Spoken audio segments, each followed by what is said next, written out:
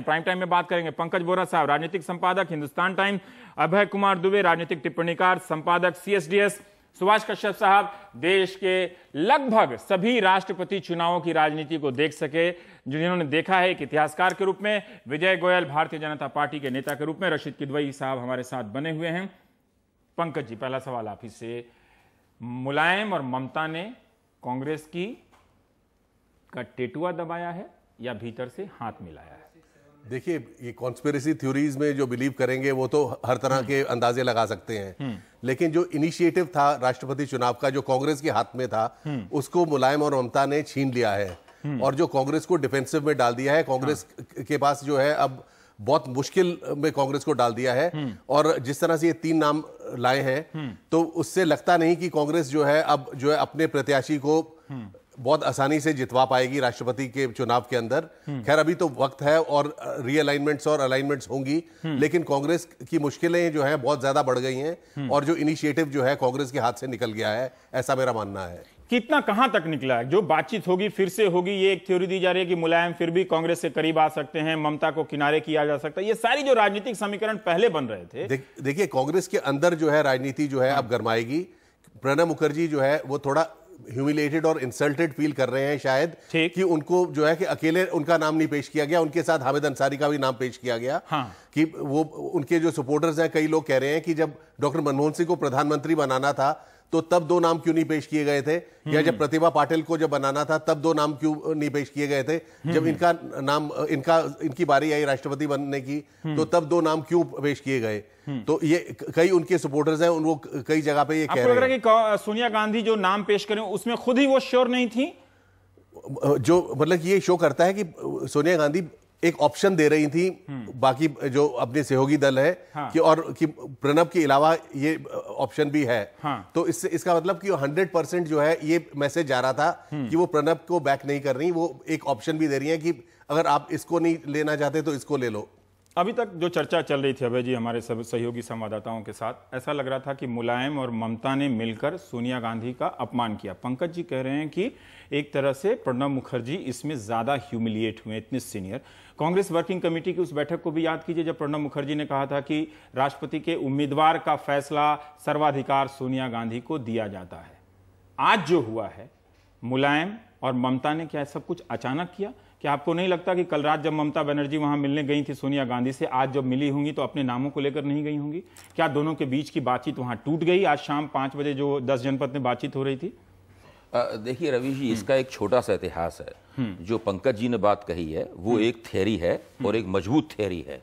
मैं उसको मानता हूं कि वो इस तरीके से भी पूरी परिस्थिति को पढ़ा जा सकता है, लेकिन उसका दूसरा छोटा सा भी इतिहास है। कांग्रेस के अंदर बहुत दिनों से इस बात की सुगुगाहट थी कि क्यों ना मनमोहन सिंह को राष्ट्रपति बना दिया जाए, जिससे प्रधानमंत्री का पद खाली हो जाएगा और उस पर सोनिया गांधी के पास एक पत्ता होगा। तो कांग्रेस के अंदर जो सरकार के नेतृत्व परिवर्तन की जो बात चल रही है वो भी काम किया जा सकता है, ये आसानी मिल जाएगी। लेकिन ये प्रस्ताव कांग्रेस के भीतर से तो नहीं आ सकता था। अगर ये प्रस्ताव कांग्रेस के भीतर से आता तो कांग्रेस बहुत ज्यादा कमजोर पार्टी साबित होती और यही माना जाता कि कांग्रेस ने अभी तक मनमोहन सिंह को प्रधानमंत्री बनाने में जो उसकी गलती हुई और जो सरकार की नाकामियां हैं मतलब उसको कांग्रेस ने स्वीकार कर लिया है। तो ये प्रस्ताव अगर आना था कभी भी तो वो कांग्रेस के बाहर से ही आना था, वो कांग्रेस के बाहर से ही प्रस्ताव आ सकता था। पहली बात ममता ने आसान किया, पहली बात ये मैं बता रहा हूं, ये एक और तरीका है उसको पढ़ने का।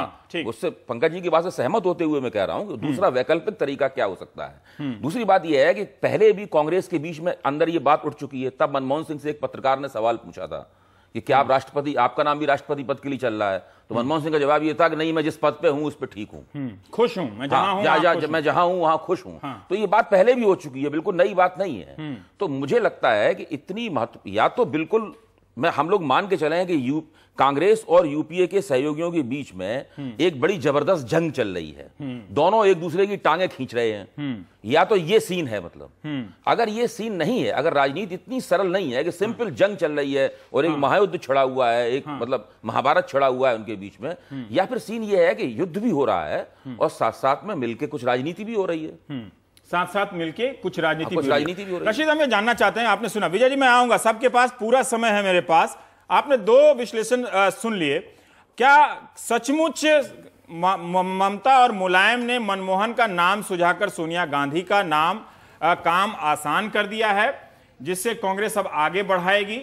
हम ये जानना चाहते हैं कि इससे पहले सोनिया गांधी सारे सहयोगियों से मिल रही थी, उसी प्रक्रिया में ममता बनर्जी की उनसे मुलाकात होती है, तो जरूर सोनिया गांधी अपनी पहली पसंद बताने की स्थिति में जब पहुंच रही होती हैं तो कुछ ना कुछ सहमति बनाई होगी उन्होंने। क्या उस सहमति को ममता और मुलायम ने तोड़ दिया है, या भीतर खाने जो सहमति बनाई गई थी, जो बैकडोर पॉलिटिक्स हो रही है, उसको एक तरह से आवाज देने की कोशिश की है, जिसकी तरफ अभय कुमार दुबे जिसे इस रूप में भी पढ़ने की कोशिश कर रहे हैं? जी रवीश जी, देखिए इसमें जो राजनीतिक स्थिति है उसका देखिए मैं शेर के जरिए उसको कहना चाहूँगा कि जैसे है कि ये कच्ची मेरे घर की दीवार क्या गिरी, यारों ने उसमें रास्ते बना लिए। तो क्योंकि आज इस वक्त कांग्रेस का, यूपीए की सरकार का जो इकबाल बहुत बुलंद नहीं है, आर्थिक स्थिति अच्छी नहीं है, पॉलिटिकल सिचुएशन अच्छी नहीं है, तो कमज़ोर हैं और ये जो सहयोगी दल हैं ये थोड़ा सा दबाव बनाने की बात कर रहे हैं। तो एक तो ये उसका एस्पेक्ट है। दूसरा ये कि सोनिया गांधी का जो व्यक्तित्व है वो देखिए ऐसी राजनीति नहीं करती है, ना मनमोहन सिंह का ऐसा व्यक्तित्व है। अगर उन्हें मनमोहन सिंह जिस तरीके से बनाया है अगर हटाना भी होगा तो बहुत सम्मानजनक तरीके से किया जा सकता था। मुझे नहीं लगता कि इसमें सोनिया गांधी या कांग्रेस के जो स्ट्रेटेजिस्ट हैं उनका कोई रोल है।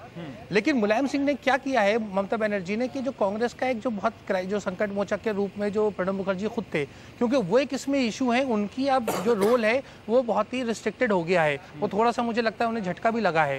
तो इस तरह से कांग्रेस की जो खुद जो एक उसका क्राइसिस मैनेजमेंट का जो प्रोसेस है वो बहुत कमज़ोर हो गया है। अभी भी सोनिया गांधी को वर्किंग कमेटी बुला करके इस चीज़ पे डिस्कस करना चाहिए और एक बोल्ड स्टेप लेना चाहिए कि देखिए मनमोहन सिंह जी जो हैं वो, रशीद जी जो पंकज कह रहे हैं कि एक तरह से इस पूरी प्रक्रिया में प्रणब मुखर्जी भी अपमानित हुए हैं, क्या आपको लगता है कि ममता और मुलायम ने मनमोहन का नाम लेकर मनमोहन को भी अपमानित किया? एक तरह से दोनों नंबर 1 और नंबर 2 सरकार के अपमानित हुए इस मूव से, या दोनों एक दूसरे से एक दूसरे की सीट पर हस्तांतरित होने जा रहे हैं? नहीं, देखिए ऐसा कुछ नहीं। वो करने का काम जो है वो कांग्रेस लीडरशिप को करना है, उसके लिए मुलायम सिंह और ममता बनर्जी की कोई जरूरत नहीं है। देश का प्रधानमंत्री कौन हो इसका फैसला कांग्रेस पार्टी को करना है, क्योंकि ये कांग्रेस लेड कोलिशन है। गठबंधन के कुछ जो है कोलिशन धर्म होता है, उसको सबको फॉलो करना चाहिए। मुझे नहीं लगता कि जो है प्रणब मुखर्जी का कोई अपमान हुआ है, उनका तो एक सम्मान हुआ है कि कांग्रेस प्रेसिडेंट ने आज कहा कि वो एक नंबर 1 चॉइस है उनकी पार्टी की, तो उनकी बात हो गई।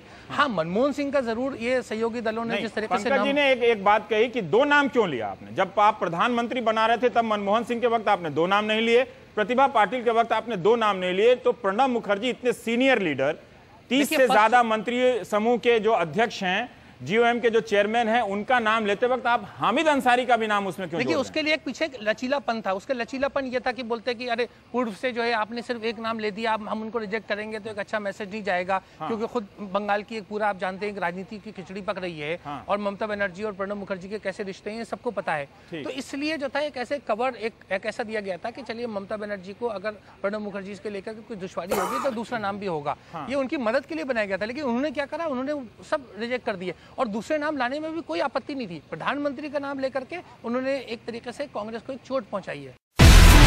Do you have the NDTV Profit app? All the markets, all the news and your own homemade, ready-made portfolio available there for you. We will right now answer what you should sell, what you should buy when markets are down. Download at ndtvprofit.com/apps. Get the best app from the channel you trust.